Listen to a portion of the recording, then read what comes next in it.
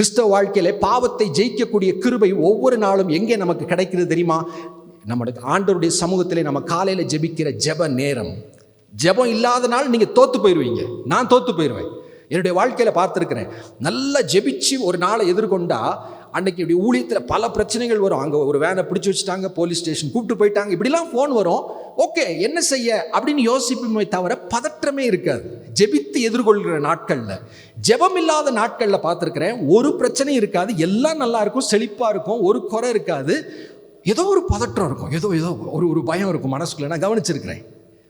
ஜெபம் நம்முடைய சுவாசத்தை போல இருக்க வேண்டும். இடைவிடாமல் ஜெபம் பண்ணுங்கள். இயேசு கிறிஸ்து நமக்கு ஒரு மாடலை வச்சுட்டு போயிருக்கிறார். அதிகாலையில் இருட்டோடு ஜெபிக்கிறார், தேவைப்பட்டால் வனாந்திரத்திற்கு போய் ஜெபிக்கிறார், தேவைப்பட்டால் இரவெல்லாம் ஜெபிக்கிறார். இது இயேசு கிறிஸ்துவுக்கு ஏதோ தேவைப்பட்டது என்று நினைக்கக்கூடாது. அதே ஜெப வாழ்க்கை நமக்கு தேவை என்கிற முன்மாதிரியை நமக்கு வைத்திருக்கிறார்.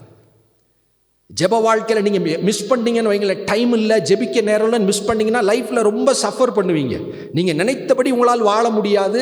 விரும்பாத தீமையை தான் செய்வீங்க, விரும்புகிற நன்மையை செய்ய முடியாது.